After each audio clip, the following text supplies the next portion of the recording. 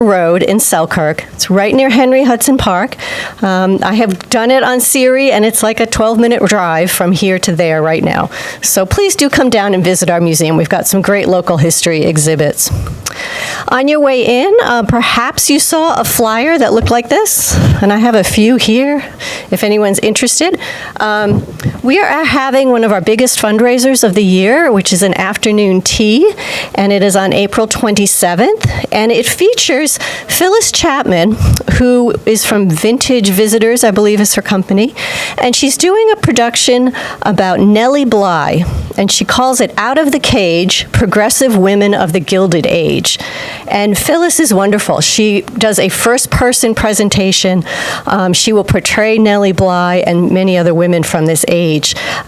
Just a little teaser. I don't know if you remember anything about Nellie Bly. She was a journalist, very intrepid in the 1880s, 1890s, went around the world in 72 days. I was just doing a little bit more research on her, and she was just fascinating. She ran a company, an iron company, and has 2 patents for metal cans. Like, I thought she was just a reporter and traveled a lot, but no, she has patents. She ran a company. She interviewed suffragettes in the 19-teens. She was in Europe during World War I reporting from the war front. I'm like, wow, she was really an intrepid reporter. So come on the 27th for the tea. Like I said, I have some flyers. It is a fundraiser. I hope you can come out and join us. You can talk with me afterwards. I'm happy to kind of hook you up with tickets. So please do come for that. That's it for my announcements. It is my pleasure to introduce our speaker this evening, who is Dr. Michael Lucas. Michael is a curator of historical archaeology at the New York State Museum. He holds a bachelor's and master's degree in anthropology and completed his Ph.D. in American Studies at the University of Maryland. Michael's research is particularly interested in the exploitation of labor during the 17th century.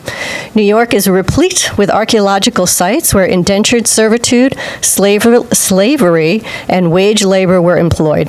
Field data is used to explore the material realities of life on the economic margins of society. This research contributes to our understanding of the consequences of slavery and other exploitive labor practices in New York during the 17th and 18th centuries. Tonight, Michael's talk features African American families in Bethlehem and the Albany area as they transitioned from slavery to freedom following the abolition of slavery in New York in 1827. And now I'm very happy to turn it over to Mike.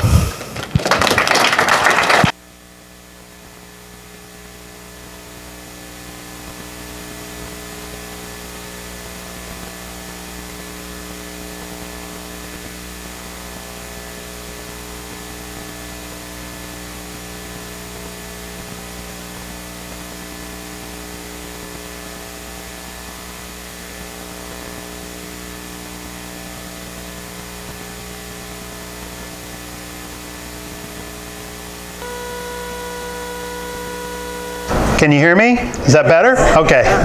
Sorry about that. Okay, so now I'm talking about the 19th century. And really what I'm interested in here are the consequences of slavery, and then what happens to enslaved people after emancipation in 1827, and in particular, owner-operated African-American farms and the farmers that were able to gain land. But I also want to talk about, this is also a talk about community and mostly land itself and the importance of the acquisition of land during the 19th century. So, if I can get this to work. It was working. Oh boy, maybe it's out of batteries. Oh no. Well, that's okay. I can change it up here. Right? Or can I? It was just working. All right. So let's see. Let me try this.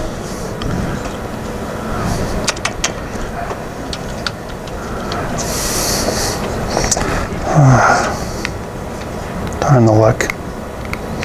It was just working. I don't know why it's not working now. Is there a way to advance these otherwise? Just. I was trying to do that, but it's kind of locked up here. Okay. It just did it. Okay. Let me see if I can restart this and go back. Okay. All right. All right. I'll just use it from here. So that's fine. So any of you that have walked around out in the woods, you're going to see this kind of stuff, right? Foundations is a foundation stone here. Obviously, you're going to see stone walls and so on. So we're interested in what these things, who built them, what properties were here before. You know that obviously people were living out here. It's part of that narrative of people moving from rural areas to cities and so on. But we also want to understand why it came to be this way. Right? So why do we have a landscape that looks like this? And where did those people go? And that sort of long history. So we want to understand it. So these are some questions. These are some basic questions that we have. So I want to point at the top here where in 1910, African Americans owned 15 million acres of land, and by 2002, that had been reduced by 64%. This is farmland. The importance of that, and then today, there's only like a 0.5% of the farms are owned by African Americans. So it's important because if you think about it, who's the largest, does anyone know who the largest landowner in the country is? It's Bill Gates.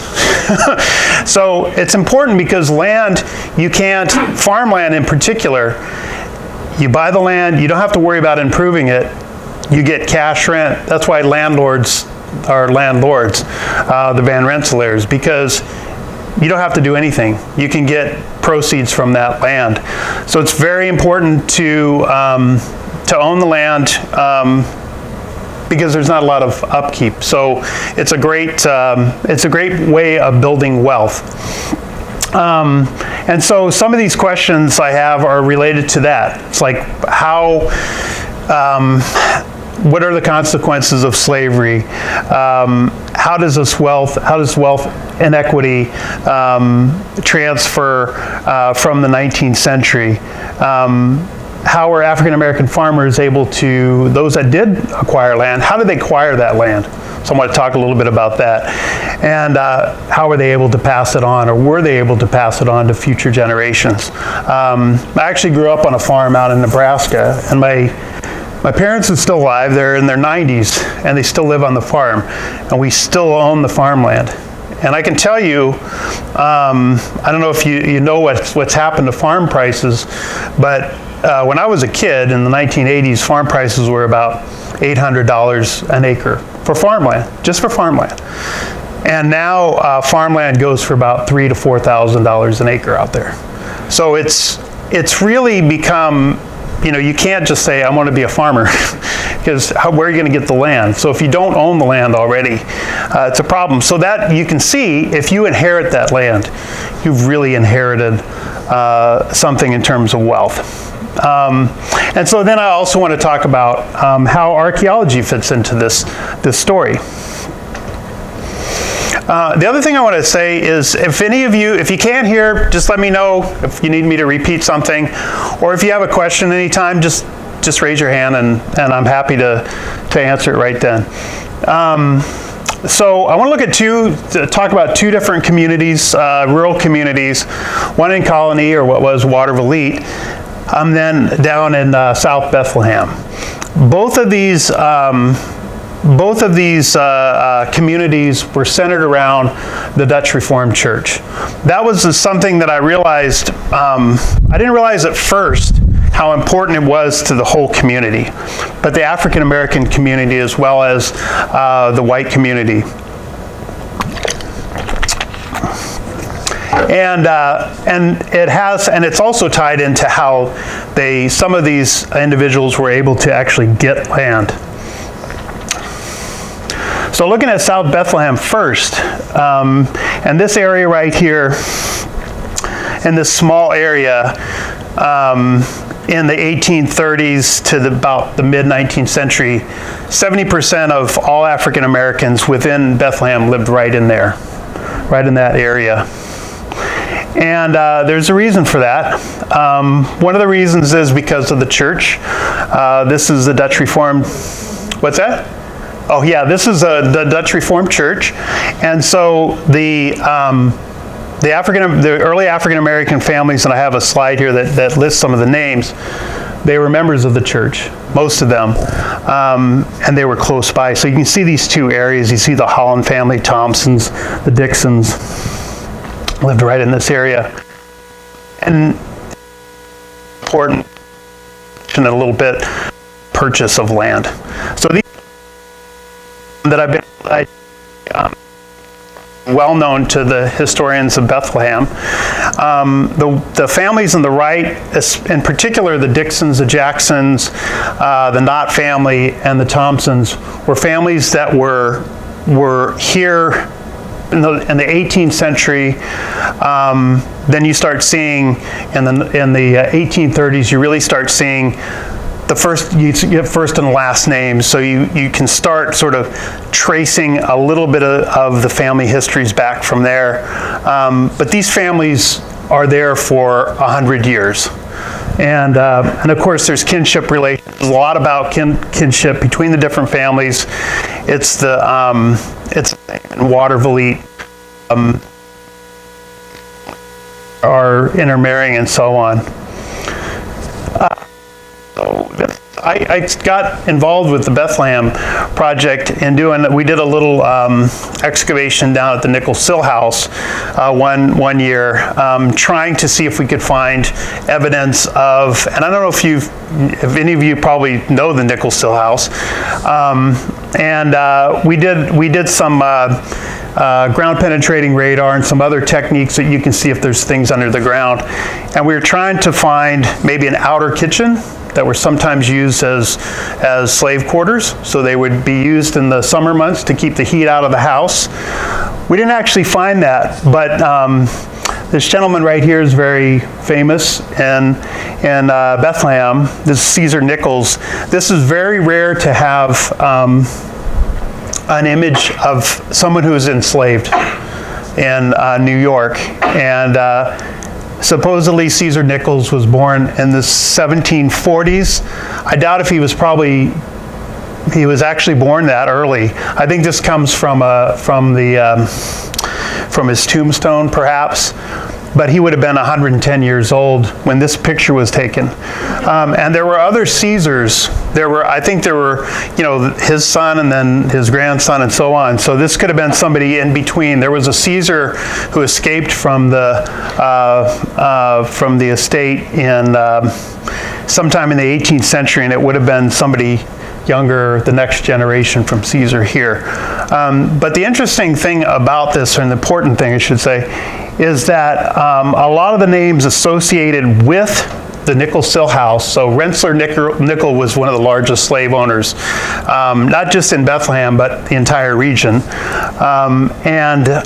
So some of these names, the Thompsons, the Jacksons, the Prince family, the Knott family, these were individuals who were enslaved on the Nicoll property.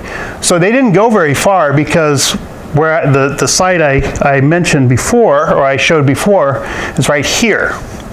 So in 1828, so this is 1 year after gradual emancipation, or the legal, the end of slavery in New York. The Jackson family, John Jackson and his two sons, George and Samuel Jackson, bought this property from John Soup. I didn't know how to pronounce his name until Susan just told me, Soup. And John Soup, his father, I think was an enslaver, but I don't think that John Soup had anyone who was enslaved in his household. But he purchased this property. So this was 1.7 acres of land. He purchased it from somebody who was there's a Bork family who was one of the Borks was the first minister of the church in Bethlehem, and he bought it from, I believe, maybe his son or somebody in the Bork family. And then 1 year later, he sold it to John Jackson and his sons. So there's 1.7 acres, a fairly small place, but there were 3 houses on it, and you can see the names there. Samuel, George, although it says C, and then their brother, Anthony Jackson. So this is important, yeah. So my perception, and I'm going to ask you if this is correct, is that slaves were mostly used on, almost exclusively used on farms, whereas commercial businesses like, somebody making shirts in volume, or maybe, forging farm implements or something like that, typically did not have slaves. Is that true? That's definitely not true for New York City. I mean, every other household in New York City, basically, there was an enslaved person living there. The thing about slavery in New York that is remarkable as compared to the South is a lot of people talk about slavery in New York or slavery in the northern states is not as brutal, et cetera, et cetera. It was just as brutal here, and it was far more widespread. So in that there were more households that were enslaver households than places like even down in South Carolina, where you might have at a place like New York, 50% of the households actually had an enslaved person living there. Just the numbers were smaller.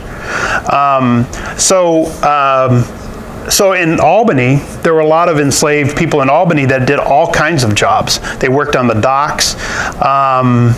There were enslaved people that were working, they were in the household of shoemaker, so it's very likely that they were helping with that. They made buttons, they did pretty much any job. They served on ships, sloops going up and down the Hudson River and so on. So it's just, in this area, obviously most of the economy was agriculture. So if you look through the census record, most of the individuals are listed as farm laborers. So they're working as farm laborers until the later part of the 19th century where people are working as domestic servants in the house. But so I don't know if that thoroughly answers the question, but yeah. Anyway, so this is important, though, because the Jackson family actually owned the land, and at this time, it's really not until probably the 40s that they own it outright. But they had purchased the property for $100 in 1828, and by owning this piece of land, other families started moving around there. So that's why you get this, that's why so many families are located right here, because the Jacksons actually had a piece of land on the landscape that they own. We start out with John Jackson. So this, 1850, they're still there. The Jackson family, and then the Dixon family, that's another early family. The Knott family, they have, girls women married into the Jackson family, the Dixon family, and so on. And then you have this other area to the north where the Holland family and the Thompson families are actually have a house. I haven't found any evidence that they actually own this house, but they were there. These families were there for 100 years. And I'm pretty sure at the end that they owned it, but I can't find an instrument that shows that they actually own that land. So you can see here, Sarah Jackson marries a Knott, Garrett Knott, and then they have a child, Grace, who marries Peter Van Dusen. So they get the property. They actually lived over in Troy for a while, and then they came back. I'm not sure what the transfer was. There's no records that I've been able to find from these transfers, so they're just transferring from generation to generation. Christine Van Dusen, and then Ida Van Dusen up to 1969, and I believe the family still owns this property. So this is, you think about it, this is a property that's been in the family since the, right after slavery was abolished in New York State. So it's an important piece on the land, and it's important to understand that this was something that helped build this community, and it's related as well to the involvement with the church. So the second place that I want to talk about briefly, a little more corners.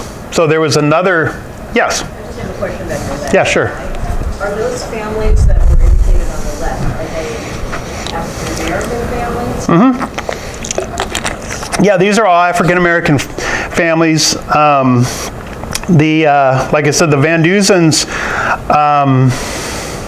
there were Van Duzens, I think, before Peter Van Duzen, so there's some other relationships there. I mean, there's a lot of different relationships that, you know, I'm not going into here. It's just, I wanted to show that here's kind of a line that you can follow from generation to generation. It's 7 generations, or 8 generations, I guess, now, that a family was able to keep this land. And it's, the other thing I want to go back to make the important point about owning land as well was in 1821.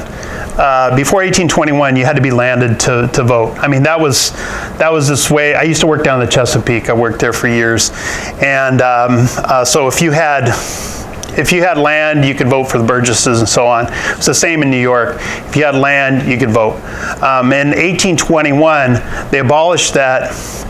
They abolished that except for people of color who had to prove that they had $250 worth of property in order to vote, and the Jacksons did. So that's important, and there are so few families that to acquire land and be able to vote. Yep. On the previous slide. Yeah, sure.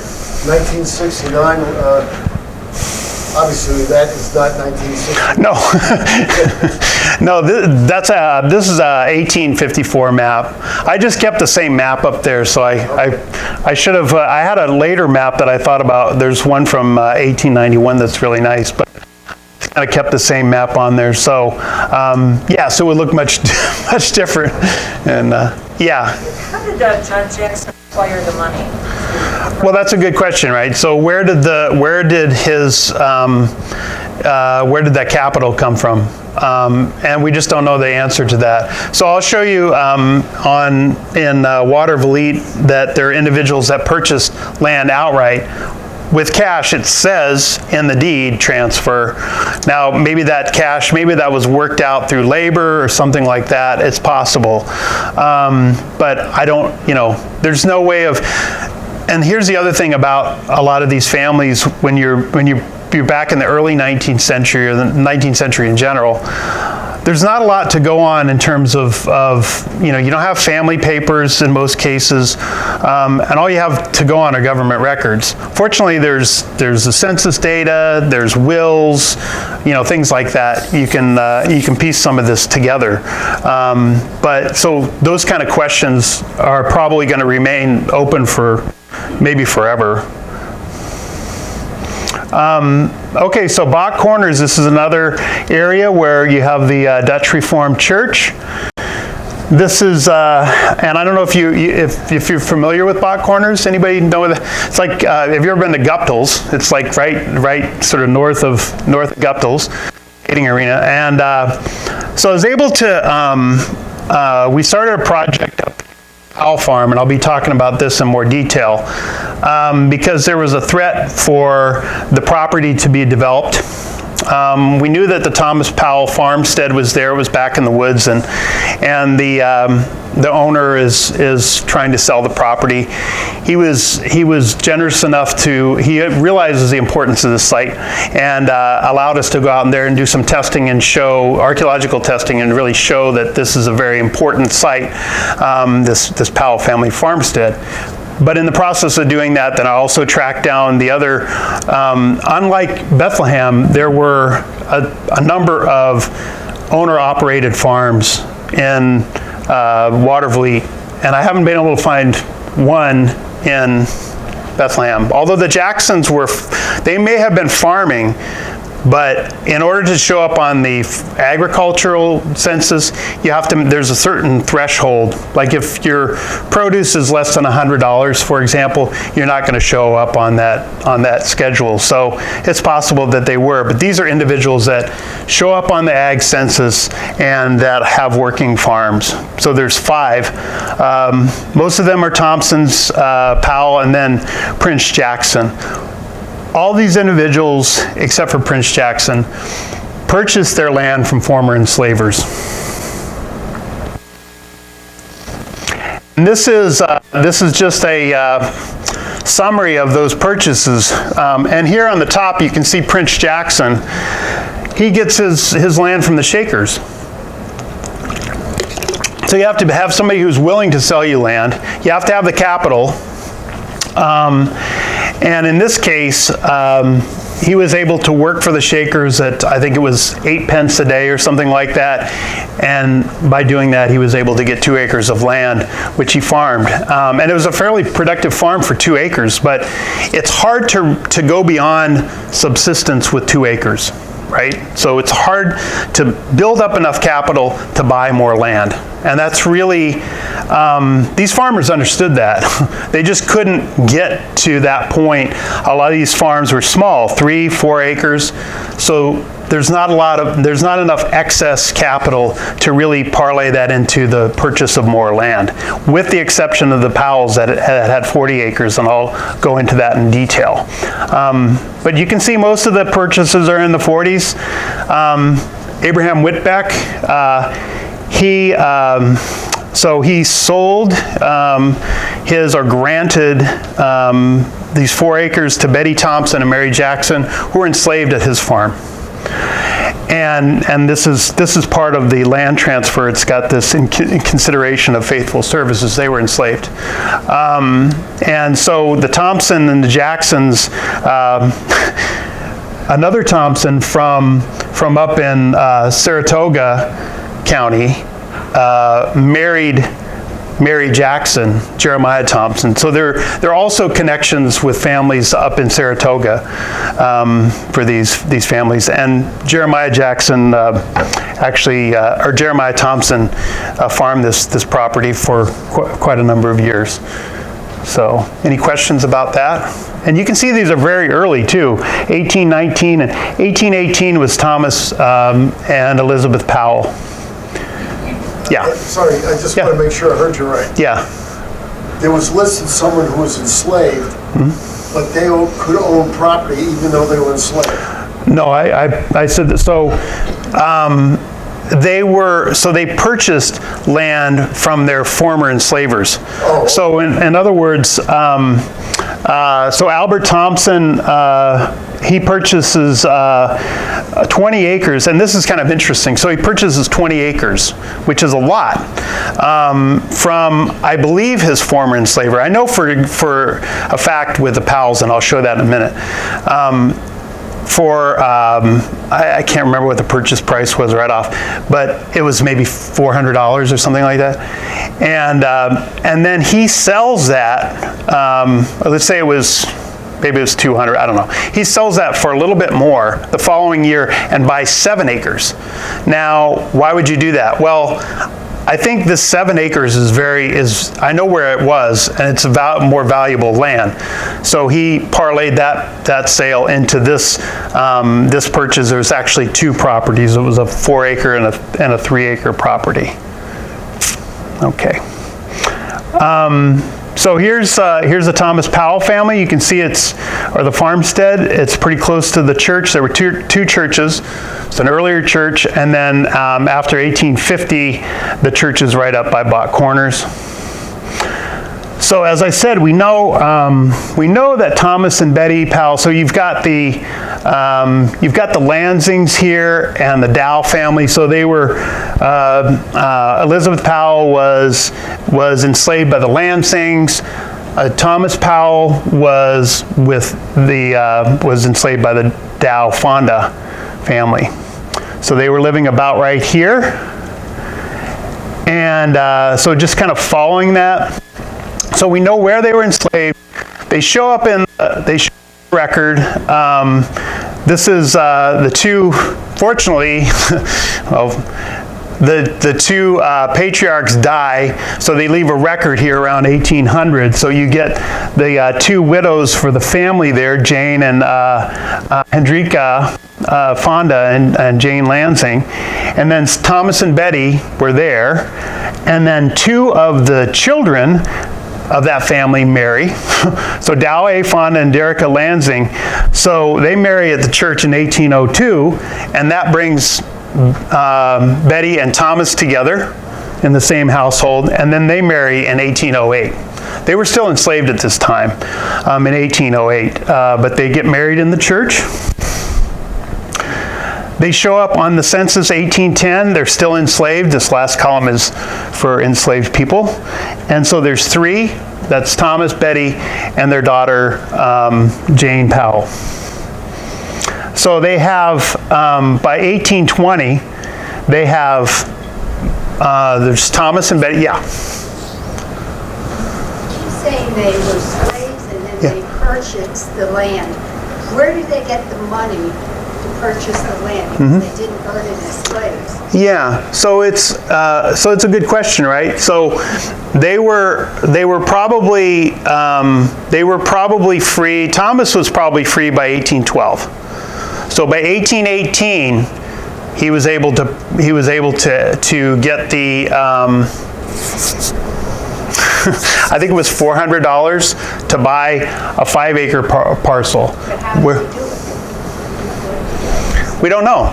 That's going back to the Jackson family. We don't know how he was able to gain that capital, but he did.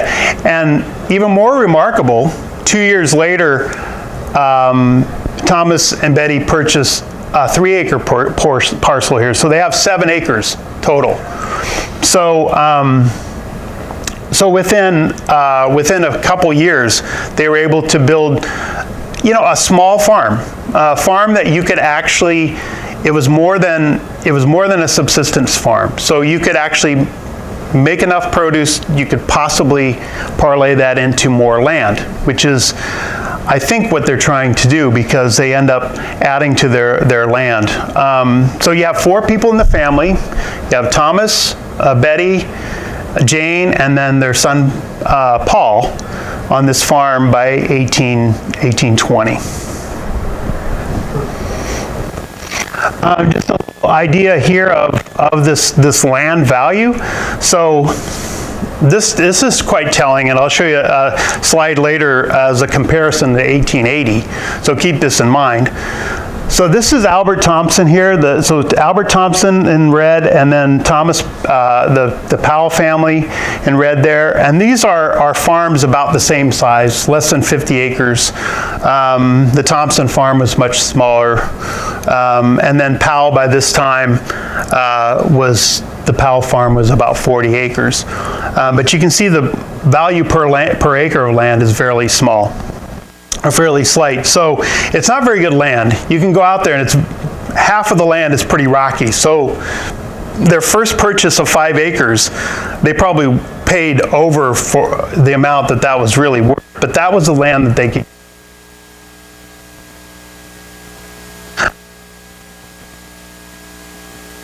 So you can see, it just kind of gives you an idea, the Vandenbergs and the Fondas have the best land. Basically, that's what that shows. This kind of gives you an idea of the production as well. So this is per acre. So this is apples to apples. You have, because some of these farms are a little bit bigger and some of them are smaller.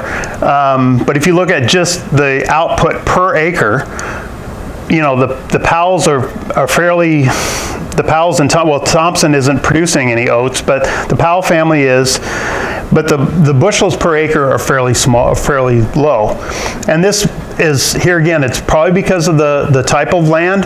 It's also because of these blue lines are fertilizer. So you can see where, the fertilizer probably helped in some instances, but fertilizer is expensive. And so the output wasn't as great because of the land and what they had for fertilizer and so on. Okay, so I want to get to the archaeology. So this is what the Powell site looked like when we went out to it. It's out in the woods, which is actually great because it saved it from being looted and so on. But our main goal was to preserve this site. When we found out it might be developed, we wanted to see if we could preserve it with the town of Colonie taking over the property, make it into, if not a historic site, at least green space, and it would be preserved from development. But then we also had these problems of water and trees laying on the foundation and so on. So we went out with some of our friends. Susan actually came out with us and volunteered. If there's anybody that wants to volunteer too, just let me know. Come to me afterwards, and you can come out and help us. So we spend 2 or 3 weeks a year. When is it? That? When did this? Oh, the excavations we started in 2022. And so we've been going out there about every year, doing a couple times a year, doing a week or two in the spring and then in the fall. In this case, it's during the fall, and the leaves are still out. I think this was in the fall. So we've got all these lines here are foundations of the building. So the first thing we wanted to do is try to figure out, you've got this huge building, and did the Powells just show up in 1820 and build this gigantic house? Probably not. So we wanted to try to date these different, you could tell there were different episodes of building. And how do they relate to, to what's going on with the agriculture and so on. So you can see in this case, we've got this little 16 by 16 foot area foundation. It's offset from the other foundation. You guys can see that, right? And then we did a trench to see what it looked like. And first we thought maybe it was just like a lean-to or something that was put on the side. But you can see how deep that foundation stone is. So it's definitely a solid building. It would have been. It had a stone foundation and then a frame structure over top of it. These are some of the artifacts. So this is an early piece of Chinese porcelain. So this is from the early 19th century. So the early artifacts we're finding on the site are right around here. So that's another piece of evidence that we think this was probably the original house, this small 16 by 16 foot house. There's buttons and things like that, and not a lot of artifacts. I think they were conserving their money so they could buy more land. So it probably looked something like this. You had a chimney over on the side, gable end chimney, and with the door coming out this way. And it might look something like this. This is a typical outer kitchen or quarter. Think about, they only have four people in the family. They didn't really need a lot of space. They could build a small structure, and here again, conserve their resources. So by 1840 to 1865, you really have the full length of what they have. This was the largest purchase here. This is 30 acres that the Powell family buys in 1850, and this is the best land as well. So they had to pay, I think it was $2,500, which at that time was a lot of money. But they were able to work, from 1818, 1820, save up their money. They got this piece of land up here because the railroad came through and they had to pay them for the land. So they had capital, and they purchased this little side piece over here from that. And then they had some money left over, which they could parlay into this 1850 purchase. So they had another son, John, who dies. Paul marries Hannah Elizabeth Kilbourne, which is important, and they have 2 children. So Thomas and Betty have 2 children. Jane never marries. Paul marries. They have 2 children, and that's it for the Powell family, because Thomas and Thomas D., the grandson, and Jenny, neither one of them get married. So that's really, it's very small. It's not like the Jacksons, who had, 8 to 10 people in the family. It was a very, very small family. In 1865, you got a lot of extended family members moving onto the property. And this is important because it can tell you, it can kind of explain what we found archaeologically. So we found an area here that's probably a fire hearth. So you can see this large area of stone, and so those are the excavation units in yellow. And we're like, well, what's going on with this? Well, it looks like, so that's the hearth. Then we did an excavation on the side, and you can see, I don't know if you guys can see this, but this is how archaeologists, look at things. So you've got, can you see there's a difference between that and this? This is nicely faced. There's a break in that wall. So this is actually, this wall right here is actually the backside of this wall, okay? Going that way. Does that make sense? So this is, going back, this is a later addition. Right there. You see? So we were able to get that information from the archaeology. Does that make sense? It's a subtle difference, but it is the case. So this, I've got this borrow pit. That's just a place where they dug out clay, and what they did was they made a foundation on the inside with clay. So they dug all this clay out to make a nice solid place, and it could have been a dirt floor. I mean, it's really hard packed clay. We had a hard time getting through it, digging. There's nothing in it. It's just clay. It's natural clay that they put on there. So we didn't find any artifacts in it, so we knew that it was just natural clay. And so that's what this is borrow pit. But the interesting thing about this is within that we found this, which is one of the more interesting artifacts. This is a silver spoon, and it's got H-E-K for Hannah Elizabeth Kilbourne. So that was Paul's wife. That's her maiden name. So we found this in the pit. We know that they were married around we know she wasn't there until 1855. So we know that pit had to be filled with artifacts after 1850, right? Because she wasn't on site before then. And you rarely find a personal object like this, but it's a very interesting and important piece of information. Then we also found evidence this last year, this yard surface. You can see how the soil is about that thick. Now the reason why there's not any topsoil or the soil so thin, it was never plowed. So if you get a plow zone, if it's plowed, you'll get this much sort of topsoil. But there's very little soil development. It's really hard packed. And the artifacts coming out of there, very few artifacts up here and more artifacts over here. So there's this row of stones on the edge of the yard. That's where the fence was. They're throwing stuff over the fence and then keeping the yard area clean. So we were able to, yeah, midden on the outside, right?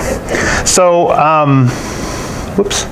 So that's what we think it looked like. You had this, maybe two structures, this sort of yard area in between with a fence, and then an addition that they put on later on the second building. So in 1880, a lot of things happened in the 1880s. The farm really ramps up, or they change their production entirely. So they go from sort of a diversified farm to more of a dairy farm. And you can really see, remember I showed you that value of the land. This is per acre. So these are comparable size farms, and you can see how much more valuable the Powell farm is by now. So they've really built up this farm into a very valuable piece of property. Here again, they're trying to build something. Paul's trying to build something. Paul and Hannah are trying to build something for the next generation. And so this is not necessarily because of the land, it's because of the improvements to the land. So they're putting barns and so on there, because you can see here again the production per acre. You can see the red there, that's Powell.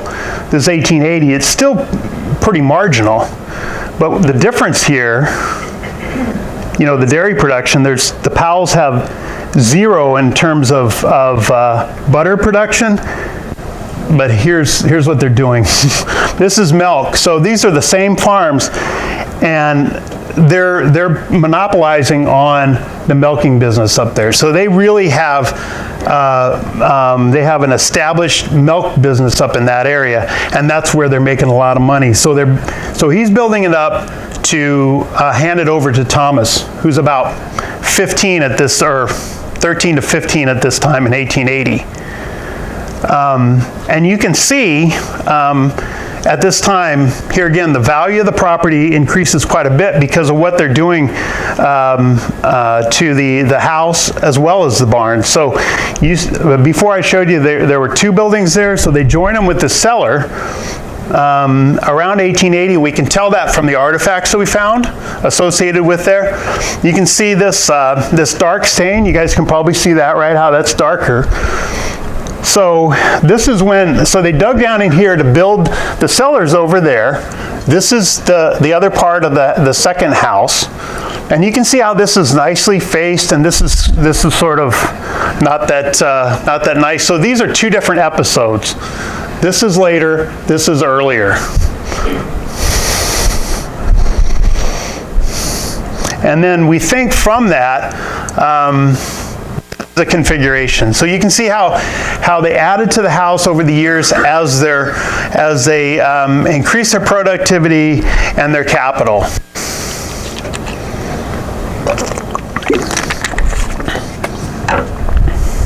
Any questions about that? What does midden mean?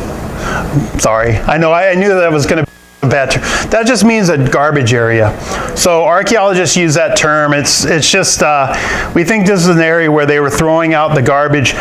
Unfortunately, we don't have a midden from this house because this area is, there's a artificial pond that was kind of made by when they pushed some of the dirt up more recently.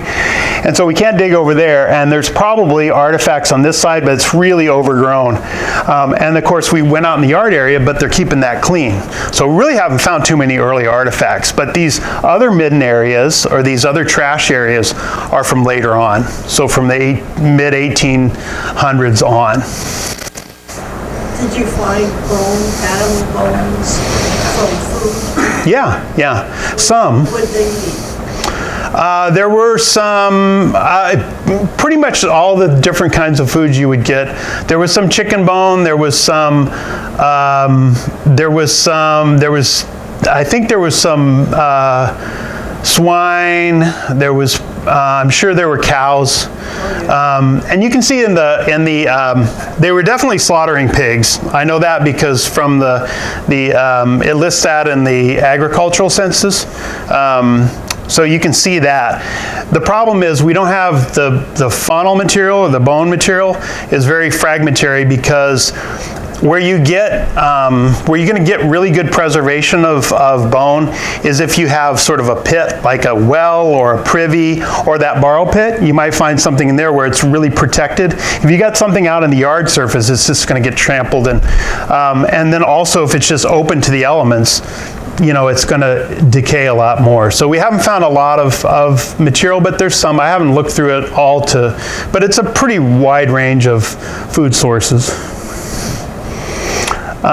So then we get to the 1880s, and this is kind of the coda on this. So Paul Powell, so just when they're ramping up, they're going from 1875 to 1880, they go from a diversified farm to all in on milking. They weren't doing really much else. And then he dies.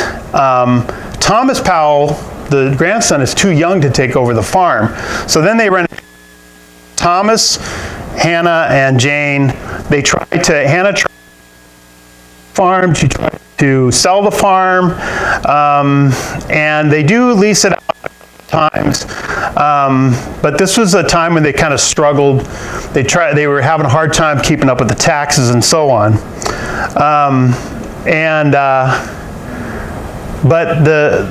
So then the other thing I want to mention, okay, so they have a hard time keeping up with the taxes. Thomas comes back like around 1905, 1910. He's old enough then. He starts up the milking business again. So then he's doing actually quite well. And if you read his obituary, it says that over the past, several years, he's had this milking business in the area, and he was doing quite well. Then he dies prematurely. So then the only person left is Jane. So in 1920, Jane is the only African American in the entire district, and she's living on the farm. She actually lived over in Troy for a while. She worked at the collar factory. 1920, this is the last evidence that she's around. She dies in 1926. So, now this is the last part of the story here. So when I was looking through to try to figure out like what happened to this land, it was sold in 1958 for $5,000 by somebody from Michigan. So I was like, what happened there? So I tried to figure this out, like how did this, who are Garnet and Hazel Hegeman? And so I went to the tax levy, and so Jane dies in 1926, as I said. So the estate of Hannah, her mother, that's listed in the paying off the taxes. Then in 1936, the tax levy shifts to Grace Edwards. And I can't find any reference of the land transaction between the Powells and Grace Edwards. So I don't know why this has happened.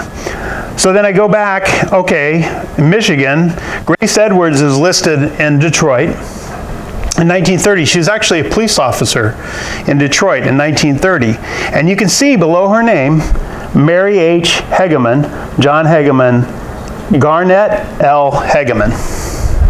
Now Garnet Hegeman, that's an unusual name, right? So that kind of helps a little bit. It's not John, that's one thing, but Garnet is so you can see that's the person who sold the property in 1858. So we're on the trail.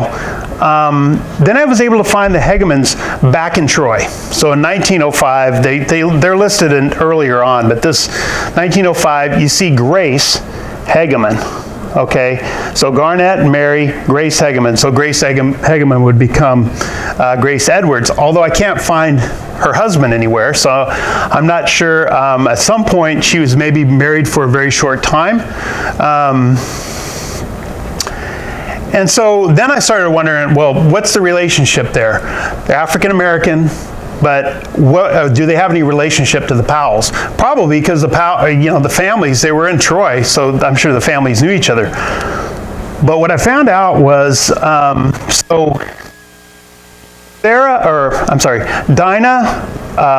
Van Schaick and Betsy Adams were sisters. Betsy Adams' daughter was Hannah Kilbourne, and Dinah Van Schaick's daughter was Harriet Van Schaick. Harriet Van Schaick marries a Hegeman.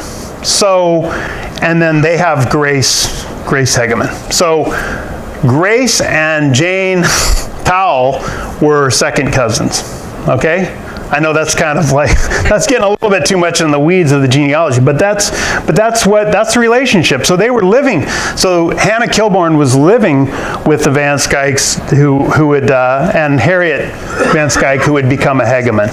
So that's how that land, I don't know what the exact, transfer there was, but that's how it got to the Hegeman family. So that's all I have. If you have any questions, you want me to clarify something, I'd be happy to do it. Yeah. When you started, you said these families moved to these areas because of the church. What was the relation there? Well, they didn't move there because, they were there because they were enslaved. So then once they gained their freedom, either by manumission, and probably in most cases, some families stayed there. A lot of people moved away. So at one time, let's say in 1800, 95%, and maybe I had that up here, 95% of the African American community was enslaved. And it was much larger in terms of percentage, maybe 7 to 8%. And then, so a lot of people moved away. They moved to Troy, moved to Albany, moved elsewhere. These families stayed around, the Dixons, the Jacksons, the Powell, Thompson, and so on. So it's just the fact that they were actually there. And then they were able to get land. So in the case of the Powells, they got this land. There were other people that lived around. There were other African American families that lived around but didn't own land. But they would move close to these places where people had land, and that became sort of a center of that, you know, the neighborhood. The churches up there, Yeah. there was some significant. Well, the church. So the one thing that I haven't really made all the connections with the church, but these, like the Thompsons, the Jacksons, the Powells, they were all members of the church. So they got, remember Thomas and Betty got married in the church. They were still enslaved, and they got married in 1808. And so were the Fondas and the Lansings, so they were all part of this church. So not only did they get the land from former enslavers, they also get land from former church members. So they're all going to the same church. So the church is an important anchor for the larger community. So the African American part of the community is just part of the Fondas, the Lansing, the Powells, the Thompsons. It's all part of one community. So the larger I guess project is try to understand how all those relationships work.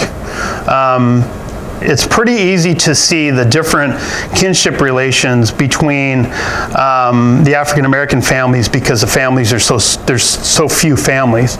I'm attempting to help out in this question. Yeah, sure. At this time, wasn't the church the center of social and business relationships? And often the churches were associated with particular ethnicities. Like, the British would be in, certain types of churches, Italians in another church, Germans in a third type of church. Well, so this was a Dutch Reformed church, so these were Dutch families, but then there were also there were Irish families that were in the church, but there were German families. You mean that in one church there were German, Irish? No, there weren't Irish families, not that I know of, but there might have been. But the foundation of the church was Dutch.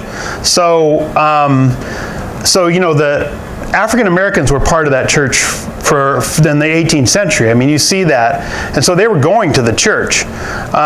So then they're more visible in the church when they're actually free, and you can see how they're part of the minutes and so on. They're part of the church.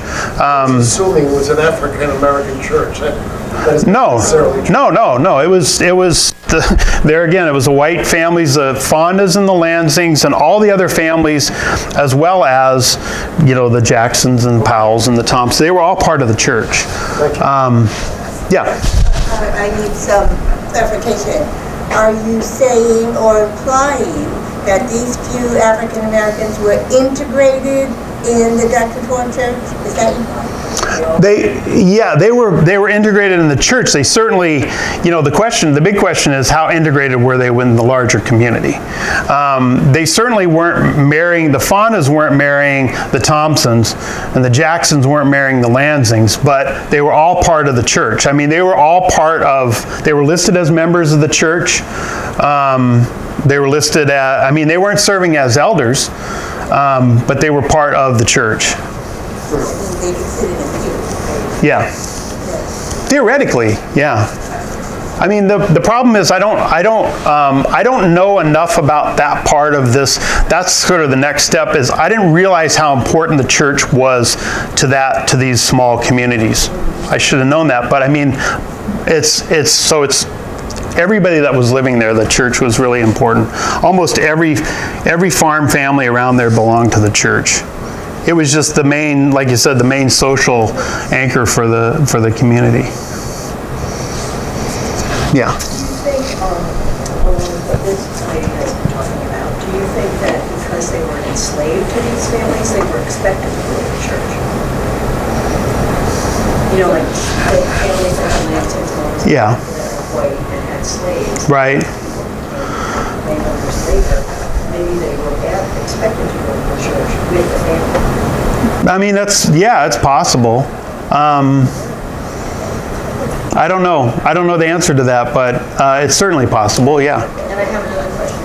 I mean, they were enslaved. You had a site on some of these that said borrow.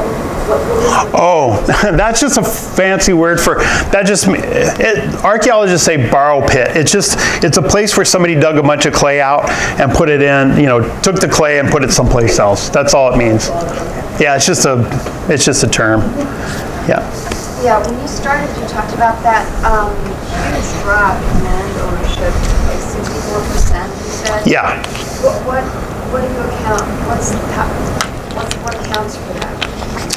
Well, I mean, certainly during the 20th century, there was a lot of racial discrimination in terms of land. Structural policies or like? Yeah, I mean, there was like, especially during the 1950s, people were basically driven off their land.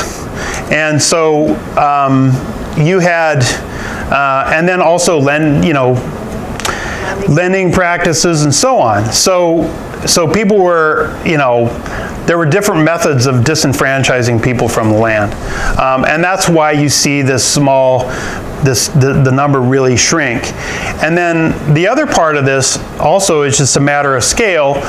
If you've got a larger piece of land, then a lot of times somebody will buy the land from you, or the next generation, right, doesn't want to farm. Somebody will buy that land, so it becomes a part like where you have the farms have to be larger in order to make up the margin, right? So today, for example, you can't. When I was growing up in the 1980s, our farm was about 400 acres, which, well, it was about 300 acres, which was a pretty good sized farm. I mean, it was a middle size. There are hardly any farms that are under 2,000 acres now. The level, people just keep buying up parcels of land because the next generation doesn't want to farm. They buy, so these farms become almost too big to fail, right? So they become larger, the margins become smaller, so it's not like you can go into farming. So this is a process that's been happening for a long, long time. That's part of it, but it's mostly because of racial disparity. I'll point out also, in terms of economies of scale, farm equipment got a lot more expensive. Today, $500,000 for a piece of equipment. It's $1 million. You can't. A combine's going to cost you $1 million. It's hard to imagine, but that's what it costs. Yeah. On this slide, just before the very last slide, before your thank yous, you had Samuel Hageman there. He's listed as a soldier, I assume USCT, and he's listed born in Pennsylvania? Yeah, so this is the right son. So so the father was born in, or the father was from Pennsylvania, the son was born there, and then they moved out. So this is Rensselaer County, so you can kind of, that's Harriet. So yeah, so they were, I traced them back to, I can't remember where in Pennsylvania, but yeah, they were in Pennsylvania. And then he moved up, and of course the Van Schaick's were here. There's Van Schaick, this is actually Van Schaick, there's Van Schaick, there's Van Slyke. The Van Scheicks were obviously here, and then the Hagemans moved in. So you see that a lot. Does that answer your question? The interesting thing also about this, I don't know about Samuel and his involvement in the war, or why he's listed here as I didn't even notice that, but I didn't really look into this family too much. But Garnet Hageman served in World War I, and he was he graduated from RPI, and he was a mortician when they moved to Detroit. So it's an interesting sideline. The surnames of all these families, were they original surnames, or were they just taken from their former enslavers? Yeah, they would take a name. So in the case of, and it's not it's not necessarily their former enslaver. That's usually not what happens. I don't know where the Powell name comes from. That's one I haven't really been able to figure out. Some of the, like the Thompsons, there were some Thompsons. Van Schaick, obviously there's Van Schaicks. So sometimes that name would be a common name. It may not be their enslaver or the person who had enslaved them, but it's a name that's common in the area, and then they'll take a name, and who knows how far back those names go, because, you know, usually what you have, you know, in the 18th century is just have a first name. So you don't, you know, it's, who knows why that, you know, how far back that goes. Yeah. So you're talking about the Reformed Church off of 9W in Selkirk. Yeah. Yeah. Is it Selkirk there? Is that technically Selkirk? Do they have a good set of history there? That's the one I haven't. So I've been working up in. It's a great question, right? So I've looked through the church record, the old church records, but and you can get those. But what I haven't done yet, and I was talking to Susan about this, I want to go back, and what I really want to do is to try to connect some family members that are still around, because like in the case of Bethlehem, I know that the Jackson, that property goes all the way back from 1828 in the family till today. And so, I mean, until at least the 1980s, I'm not sure today, but I think so. But to try to make a connection with the family members, and that's, and then also maybe with the church, you know, reaching out to the church and trying to, you know, make more connections like that, especially in Bethlehem, because I'm just kind of coming back to this. I've been working north of the city for so much, but if anybody can help me with that, it'd be great. Yeah. Have you checked for the cemeteries where the white people had their cemeteries, black people had their cemeteries, and have you looked at those records? Yeah, there's some, like for not for Bethlehem. I don't know for Bethlehem because I know the only thing I know about with Bethlehem is I know Caesar Nichols was in the Nicoll-Sill family plot. But for the later names, I mean, a lot of those are in the rural cemetery up in Waterville or in Colonie. And then other family plots, you know, it's a good question, but I don't know. And most of it I've been able to track down via the census, like where people are. Yeah. So I haven't really gone to those kinds of sources, but yeah. Yes, Susan? I thought I would just add for the cemetery question. Yeah. The cemetery question. Elmwood Cemetery on 9W has a section of many of the Jacksons and are buried there. So we'll talk more about that. Yeah, yeah. That's. Those are right there. And they served in the Civil War with the U.S. colored troops. And that cemetery is connected to the Reformed Church. Yeah. There's all these interconnections. Yeah, and that's.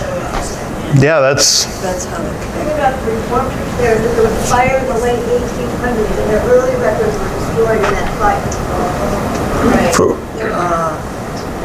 I'm sorry, go ahead. The early records of the first Reformed Church were destroyed in a fire, but a lot of them were transcribed, and we call it the Red Book, the records of the people of the town of Bethlehem. So there's a transcription of them, but the original pieces are all.